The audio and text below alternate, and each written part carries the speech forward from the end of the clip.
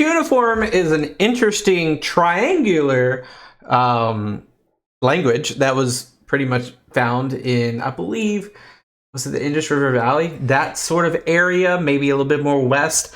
World of Antiquity will be talking to us about how it was deciphered. One of the most interesting things. I remember a lot of European aspects to this. A long time passing, it became a dead language, and then they picked it up. But let's learn from World of Antiquity. On ancient cultures, and for regular videos on ancient cultures and forgotten civilizations, please subscribe. Welcome to the World of Antiquity channel. I'm David Miano, and I'm answering voicemails. Let's give one a listen. Hello, this is Lee. My question is about the Sumerian cuneiform script. Is there a Rosetta Stone-like artifact that helped decipher it, or is it a collaboration of several scholars over the years to help decipher the script? Okay, so question is that we're going to jump the gun and we're going to guess. We're going to guess that it's a combination of both. Thank you, Lee. A good question. For those of you who don't know, and as Lee indicated, cuneiform is a script. It's a way to write a language, but it's not a language itself. In fact, in ancient times, cuneiform was used to write a number of languages. Sumerian, Akkadian, Hittite, Hurrian, and others. After the Phoenician alphabet was invented, a system that was way more efficient and economic, cuneiform gradually was abandoned. And over the centuries, those who knew how to use it all died off. The decipherment of cuneiform began in the 19th century with the study of Persian inscriptions. The kings of the Achaemenid Empire liked to put cuneiform on their monuments. This had not been the practice of the earlier Mesopotamians, who used it primarily on clay tablets.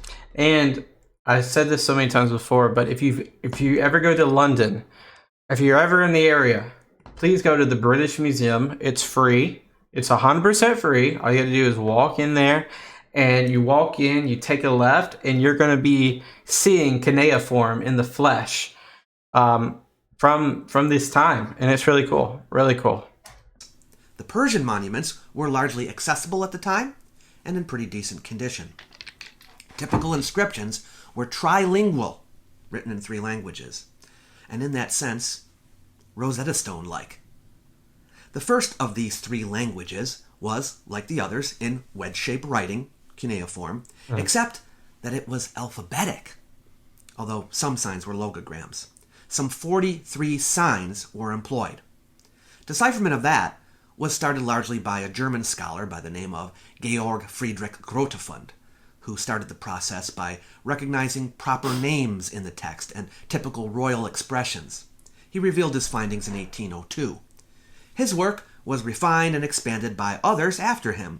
One was a Danish scholar, Rasmus Rask, who in That's a crazy fun name. 1826 demonstrated that the language was related to Sanskrit. We classify it now as Old Persian. The second language on the inscriptions is New Elamite. It contained over 100 signs, and thus was determined to be syllabic rather than alphabetic. That is, each sign represents a syllable instead of a letter. This form of writing and language still is largely obscure, and not as much work has been done on it as the other 2. Okay, so we've got Old Persian, and we've got New Elamite. So now let's turn to the final language in these inscriptions. This is written in Mesopotamian cuneiform. Mesopotamia was mentioned. My background, Mesopotamia. I always have to stop whenever it's mentioned. The cradle of civilization. All right, let's go. The one I assume you're asking about. Probably the most notable early scholars that worked on the decipherment were Edward Hincks and Sir Henry Rawlinson, who separately worked on all 3 scripts. In fact, although each was helped by the work of the other, they appear to have been somewhat competitive. Sometimes you'll hear that the Behistun Inscription was the Rosetta Stone for the decipherment of Mesopotamian cuneiform. So this was of Darius the Great. So I'm guessing Darius is the most prominent figure standing on someone, it looks like right here. Really cool. Really cool. It looks like this is still carved into a rock. I wonder where that's at. Which was used by Rawlinson to work it out. But it's not really true. Rawlinson concentrated on the trilingual inscriptions at Mount Elwand, near Hamadan, which he copied in 1835. Later, he will also use the... Wait. So King Darius and Xerxes of the Persian Empire. Really cool. Near Hamadan, which he copied in 1835. Later, he will also use the Behistun Inscription, but it wasn't really the key that unlocked everything. Many inscriptions were used. Plus, Rawlinson tends to get most of the credit, while Hincks often gets forgotten. They both noted that the third script in these trilingual inscriptions had far more signs than even the New Elamite script, and they each concluded that it must be syllabic in nature, each sign representing a syllable. In 1846, they both published papers making this known, not knowing that the other had discovered it too. Hincks announced that he had determined the language to be similar to known Semitic languages, and that it was related to the cuneiform found on the many tablets that had been unearthed in Mesopotamia. It was the language of the Assyrians and Babylonians, which we now call Akkadian. At first, the only way that the sounds of cuneiform signs could be ascertained was by looking at the way known proper names were written. Okay. That makes sense. Hincks was able to find the name Nebuchadnezzar, the king of Babylon, written in many inscriptions. He also identified the first word that wasn't a proper name, the first-person pronoun anaku. Hincks figured out that a sign representing a consonant and a vowel could be followed by a sign representing a vowel and a consonant to create a single syllable of a consonant-vowel-consonant. Okay, so that means li, ib, bi, la, ah, bi, Wow.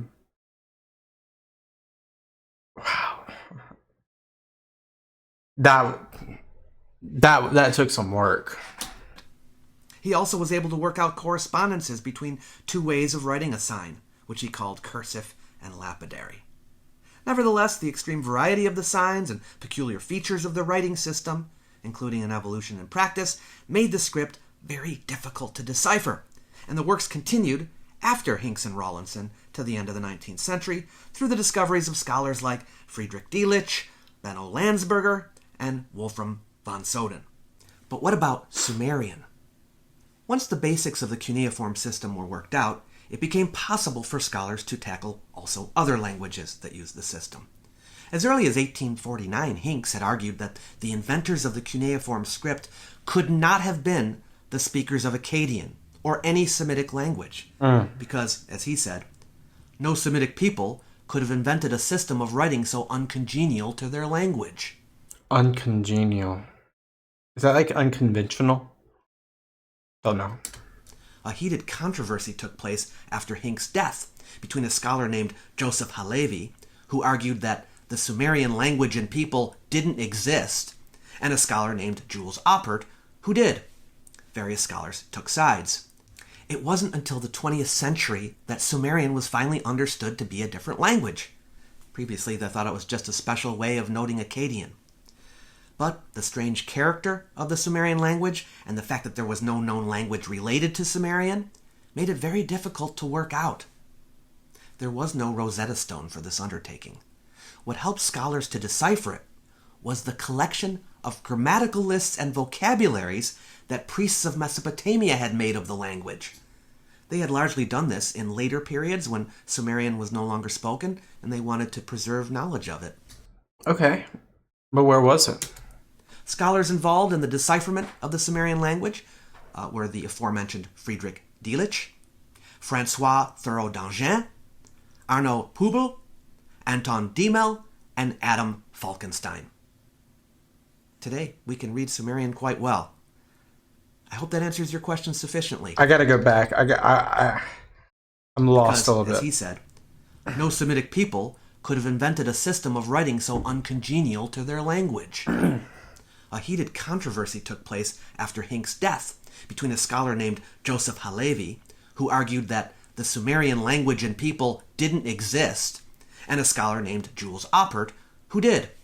Various scholars took sides. It wasn't until the 20th century that Sumerian was finally understood to be a different language. Previously, they thought it was just a special way of noting Akkadian. But the strange character of the Sumerian language and the fact that there was no known language related to Sumerian made it very difficult to work out. There was no Rosetta Stone for this undertaking. What helped scholars to decipher it was the collection of grammatical lists and vocabularies that priests of Mesopotamia had made of the language. Oh, okay, so I think I heard everything you said. I'm more curious where... Okay, so this was in the 20th century that they found the grammatical lettering, and the priests of Mesopotamia, they uncovered this, but where? On site? Did they have it? I wish we had that. Jean, Arno Pubel, Friedrich Delitzsch, I was just naming this. and Adam Falkenstein. Today, we can read Sumerian quite well. I hope that answers your question sufficiently. If anyone else would like to leave me a question... That's it. It's interesting. The cool part about being able to decipher names and then utilizing the names and pronouns and then using the shapes to create the sounds that I could make just by common parallels are interesting, or very interesting. I wonder the Mesopotamia. I with it even being my background, you could even see more of it when I was doing a green screen versus this box. Very interesting in Mesopotamia because it is the thing you think of when we talk about the cradle of civilization or the beginning of civilization. Even though I doubt that it was actually the beginning, just a good starting point, I guess. Just like year one is a decent starting point for year one. It's just where it starts. But all right. I love this channel though. Great job by the antiquity guy right here. I gave him a subscribe probably a few months back just because he knows his stuff and it's really interesting. The anthropology, is really, really interesting when it comes to this guy and this channel. So go give it a look and subscribe for yourself. And leave me a video recommendation if you have one. But peace out, guys. Bye bye.